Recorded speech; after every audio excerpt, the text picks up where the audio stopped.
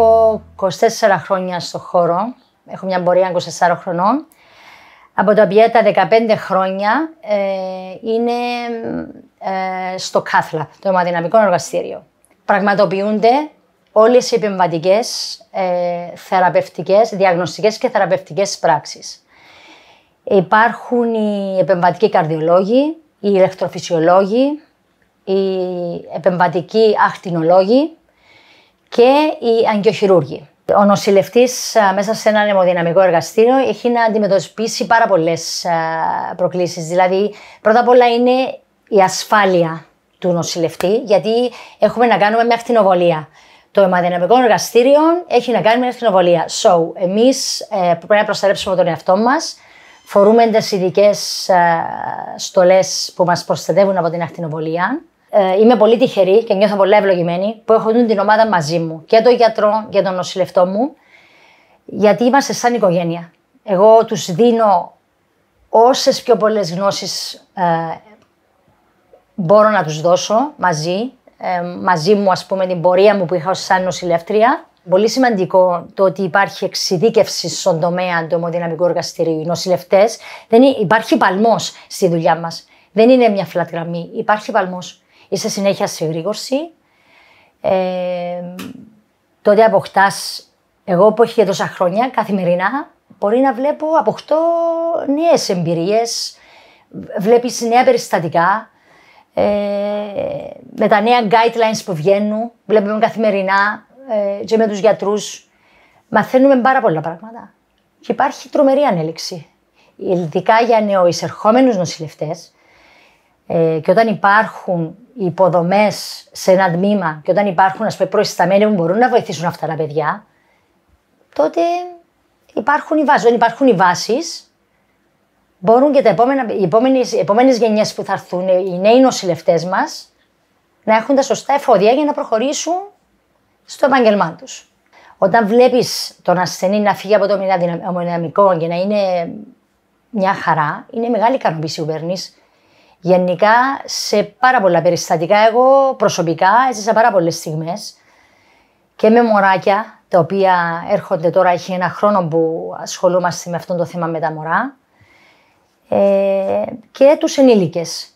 Όταν αγαπάς το επάγγελμα, δηλαδή πρέπει να αγαπάς το επάγγελμα, γιατί είναι λειτουργήμα, πραγματικά είναι λειτουργήμα, βοηθάς τον συνάνθρωπο σου, βλέπεις όταν ο ασθενής, βλέπεις την πορεία του ασθενή. Γιατί είμαι μια νοσηλεύτρια που δούλεψα σε μονάδα.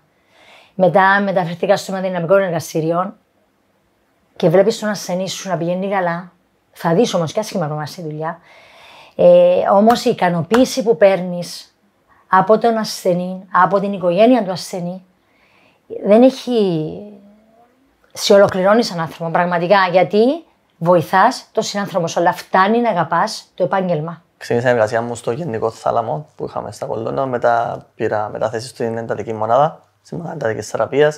Και τα τελευταία 2,5 χρόνια είμαι προϊστάμενος της μονάδας εντατικής θεραπείας. Η μονάδα εντατικής θεραπείας μας ασχολείται κατά 70% με περιστατικά καρδιοχειρουργικής εντατικής και ένα 30% με μειχτή εντατική περιστατικά. Μια ΜΕΘ παρέχει σε ένα νοσοκομείο ασφάλεια πάνω απ' όλα, για να μπορεί να λειτουργά. Και εμείς, σαν νοσηλευτές, έχουμε σαν καθήκον μας να δίνουμε στους ασθενείς μας παρηγοριά, υποστήριξη και μια ανθρωπιστική προσέγγιση εκτός από ιατρική και νοσηλευτική φροντίδα. Στόχος μας είναι η συνεχής εκπαίδευση του προσωπικού μας σε ένα υγιές εργασιακό περιβάλλον που θα τους δώσει απολεμοφόδια και τη στήριξη για να ανταπεξέλθουν στις δυσκολίες τις οποίες βρίσκουν σε μια μονάδα εντατικής θεραπείας. Από τον Ιούλιο του 2021 και τη εργασία με το Cardiac Innovation Center και τον γιατρό Dr. Τζανάβαρο, μας δόθηκε ευκαιρία να εμπλακούμε σε καρδιοχειρουργικά περιστατικά με συγγενείς και επίκτητες καρδιοπάθειες. Από τον Ιούλιο του 2021 έχουμε μέχρι τώρα διενεργήσει πάνω από 800 περιστατικά. 100 από αυτά είναι παιδιά με συγγενείς καρδιοπάθειες, από νεογνά μέχρι και υπερήλικες ασθενείς. Μέσα αυτής της εργασίας μας έχει δοθεί και η ευκαιρία να βοηθούμε σε καρδιοχειρουργικά περιστατικά εκτός Κύπρου και συνεργασία με τον Dr. Τζανάβαρο και ένα μη κερδοσκοπικό οργανισμό. Μεταφερόμαστε σε νοσοκομεία εκτός Κύπρου και βοηθούμε σε καρδιοχειρουργικά περιστατικά σε χώρες οι οποίες είναι υποανάπτυκτες σε αυτόν τον τομέα. Αυτό μας δίνει δύναμη και πολύ θέληση να συνεχίσουμε αυτό που κάνουμε, γιατί μας κάνει περήφανος και μας δίνει έτσι μια ιδιαίτερη χαρά όταν βλέπουμε ειδικά τα παιδιά να πηγαίνουν σπίτι τους, οικειασμένη οικογένειά τους. Έχω περίπου 4 χρόνια που εργάζομαι στο Απολλώνιο. Σπουδάζω συγχρόνως. Με έχουν βοηθήσει πάρα πολύ και με το πρόγραμμα και σαν εκπαίδευση, γιατί μου μαθαίνουν διάφορα πράγματα, ό,τι απορίες έχω μου τις λύνουνε. Το κλίμα στο τμήμα μου είναι πάρα πολύ ευχάριστο, με βοηθάει και η προϊσταμένη μου. Τώρα που εργάζομαι βλέπω καλύτερα το χώρο, αποκτώ εμπειρία και θεωρώ ότι η νοσηλευτική είναι ένα πολύ ωραίο επάγγελμα, γιατί βοηθάς τους ανθρώπους και αυτό σου δίνει χαρά.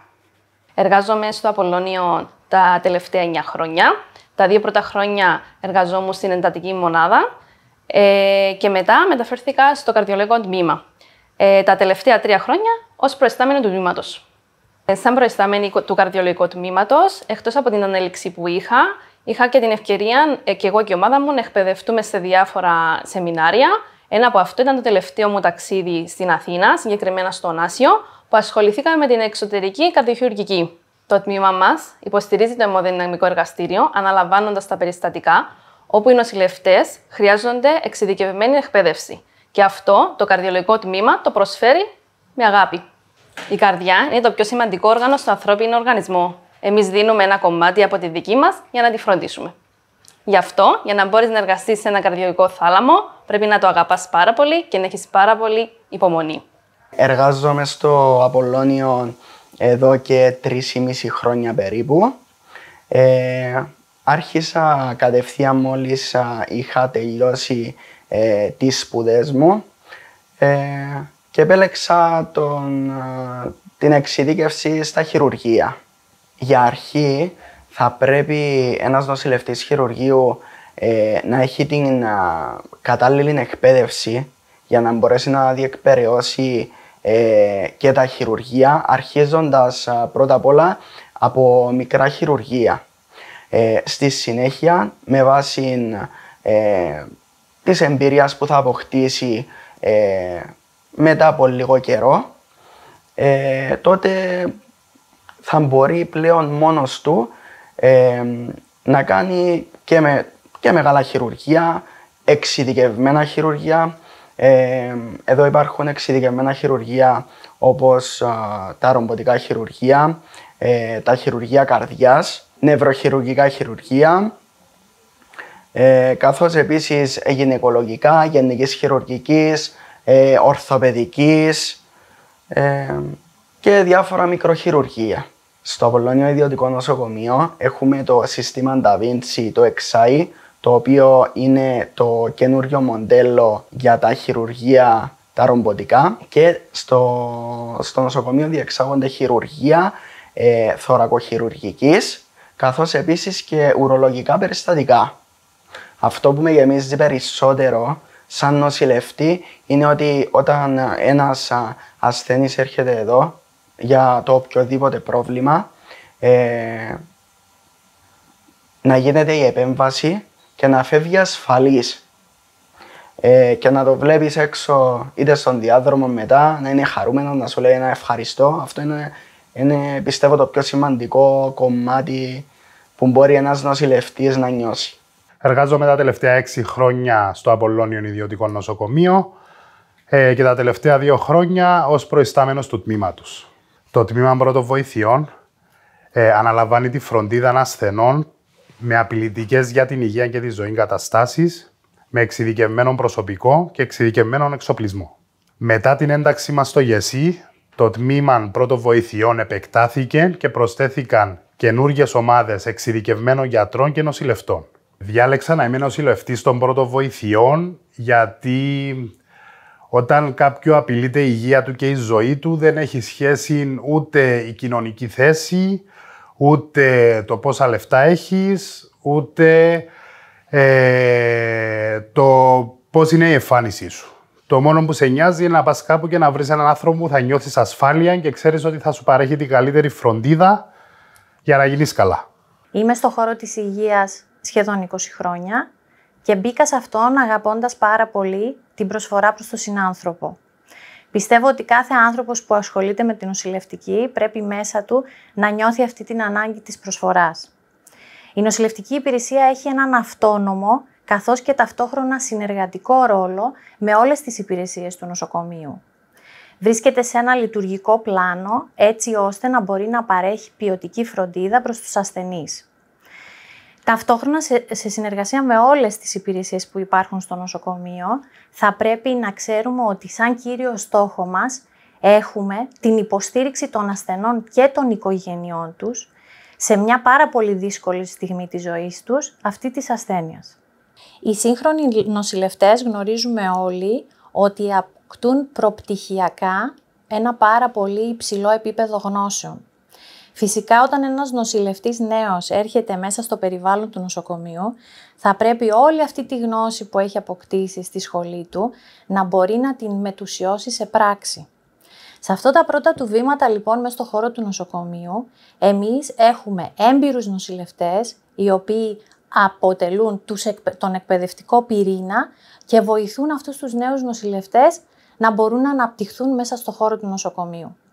Έχουμε πάρα πολύ αναπτυγμένο το αίσθημα της εκπαίδευσης στο Απολλώνιο Νοσοκομείο και εγώ ίδια είμαι εκπαιδεύτρια.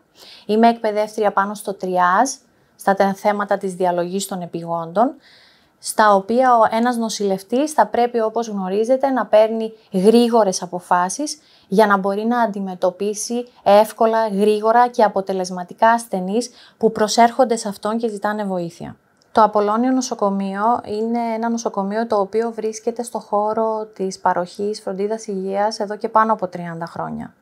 Μέσα σε αυτό έχουν εκπαιδευτεί ένας μεγάλος αριθμός νοσηλευτών και δεν είναι μόνο η εκπαίδευση που γίνεται για τις γνώσεις που μπορούν να αποκτήσουν σαν επιστήμονες.